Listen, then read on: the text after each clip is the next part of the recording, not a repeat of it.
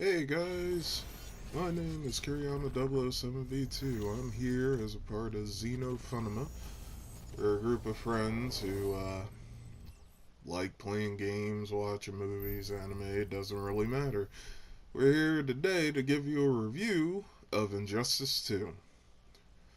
Um, so let's start this party with a bang, shall we? Dropping right into the story. The story of Injustice 2 follows the same story of Injustice 1. Superman is in prison and all that good stuff. But Brainiac comes down and, well, he fucks shit up for everybody, you know?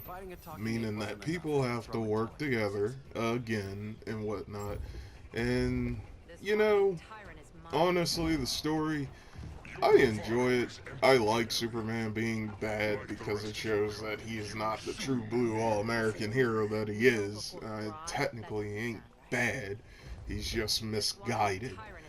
However, it just, yeah, it's a damn good storyline. Though I feel like Brainiac as the villain, yeah, he's bothersome to me. I don't know why, but story I give it like a 4 out of 5, definitely.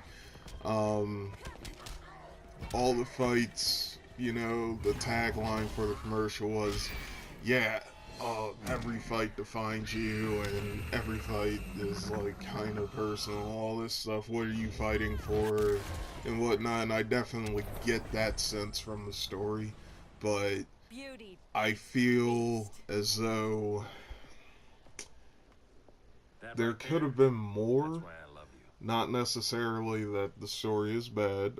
Like I said, I enjoy the story, but it just feels like there could have been a little more in terms of story, and certain people could have had more time. Black Canary right now is my favorite character, hence why you see her on the screen right there, and like she's in it for a little while. I get to play as her if I choose to, and then bam, she's gone. So yeah, and this is around the part where she ends up disappearing as soon as Brainiac enters the whole fray. Um, I don't think that this game story is like the greatest ever written, but it's definitely good, and I do agree with some people when they say, hey, they should get the writers from the Injustice games and, well, the DC games, period, to write some movies. It would be really fucking interesting. I hope that they actually one day do that shit. But more than likely isn't gonna happen. I mean, yeah, the way the Brainiac is presented right here, yeah, he seems like a badass, but ultimately, I don't feel like Brainiac is that big of a villain, at least video game wise. I mean, in DC Universe Online, he's the ultimate villain and whatnot, but I just feel like there could have been more. I feel like Darkseid, in all honesty, should be the villain, because Darkseid is truthfully the ultimate baddie in DC Universe, in my opinion. Like, he can fuck up a lot of shit. Other than, what's his name? I forgot his name for a minute. Uh, damn, what is his name? Well, whatever. I can't remember his name. He killed Superman. Doomsday. There we go. As soon as I said that, there it pops in my head. But I also really love the character interactions that happen. Like, you have all of the characters pretty much back. I love Black Canary's little clip from when she was fighting Gorilla Grodd, and she was just like, kneel before Grodd? That doesn't make any sense. I was just like, I do love the meta in this game. It's definitely good. Um, so yeah, that's for the story. that's pretty much really what you got. You get some nice little Easter eggs, meta jokes in there, and just an overall good story. Could have been better at parts, but still good, very enjoyable to play through. Now you got the gear system that they just put in, and the gear system is kinda, it's 50-50 for me. It's a double-edged sword. So, you do get good stuff. I mean, they're not gonna dick you over or anything.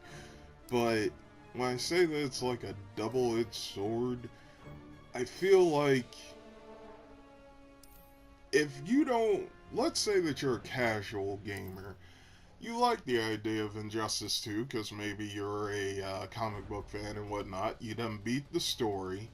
You set up here, and you're tired of fighting in the multiverse, which we'll talk about a little bit later.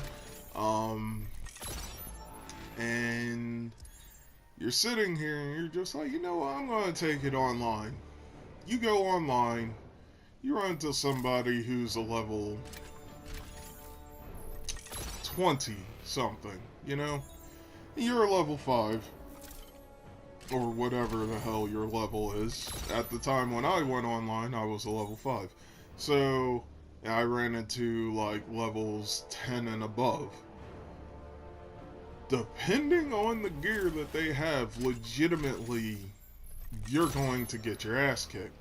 It's sad to say that shit, but yeah, you're going to lose. You're going to lose quite a bit. And yeah, there is a certain level of dependency on your skill as a fighter, but also, when you have level 20 gear on your character, you can take a shit ton of hits and still be alright, whereas somebody who's a level 5 and only has level 5 gear on can't. And like, you're going to win. It is somewhat based on skill, but you're going to win. The gear system, in my opinion, ultimately, it's not broken, just definitely there is an edge for people who are playing this constantly, as there's always going to be an edge for people who play certain fighting games constantly, but with the gear system there is more of an edge for people. And it's also, again, a double-edged sword. There's also more of an edge for people who aren't necessarily as good skill-wise in fighting games to sit and have more fun, playing these games and keep them playing. At the end of the day, even though this is art or whatever, entertainment, they still made this game to make them a fucking profit. And profit means resellability and replayability and the fact of whether people buy the DLC characters or not. So, ultimately, the gear system is a good idea. Executed good, but there's always going to be a drawback to it to some extent. Not like an extreme extent, but just when you play this game, be prepared to, if you're going online, don't expect to win all the fucking time. That's it. Just go in there and have fun. That also is very simple. It's a very simple thing to do. Like, just go in there to have fun. I mean, look, I'm dressing up my character. Blue's my favorite color, and that looks awesome on her, in my opinion. But, yeah, just go enjoy yourself as you play the game. Don't be worried. Yeah, you're going to lose sometimes, but you're also going to win sometimes too. That's at the end of the day. But definitely for this, I would totally just be wary of who you fight against. And now we're in the multiverse section of the review. The multiverse is nothing but Mortal Kombat X's tower system, just done with the DC, comic people. That's it. It's nothing really special. I mean, yeah, they somewhat changed it up, but at the end of the day, it's still the towers. I mean, you get gear from them, obviously. You get, what the hell was it called? Well, you get some kind of currency. I forget the name of it at the moment. Sorry about that.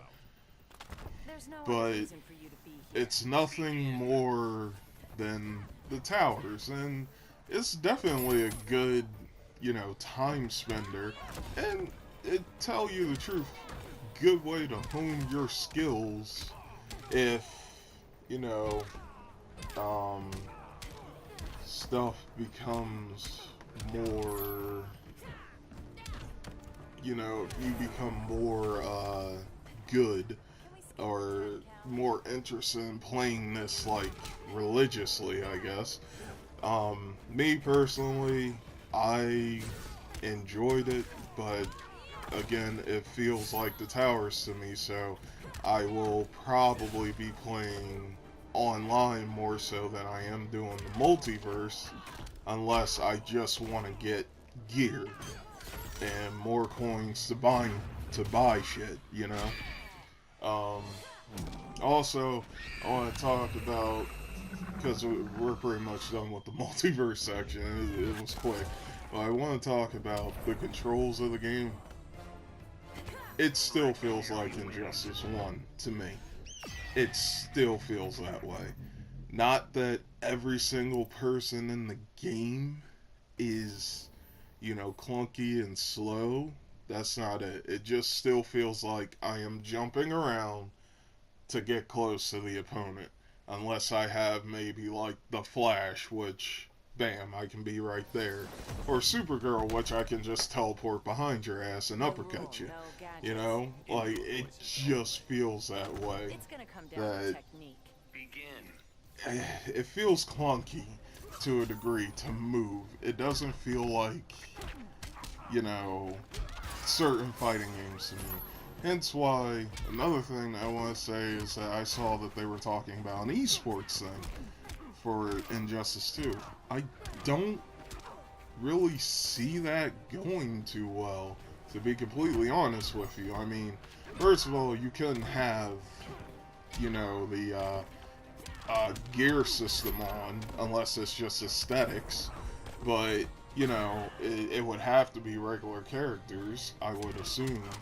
Like, I feel like Injustice 2 is definitely a good game and a good fighter per se, but not esports worthy. I think, Tekken 7 or DOA 5 Last Round are more esports worthy, or hell, Street Fighter 5 is more of an esports worthy game, but I mean, that's just my opinion, but controls overall, definitely good, just they're going to feel weird for a lot of people who are just picking this up.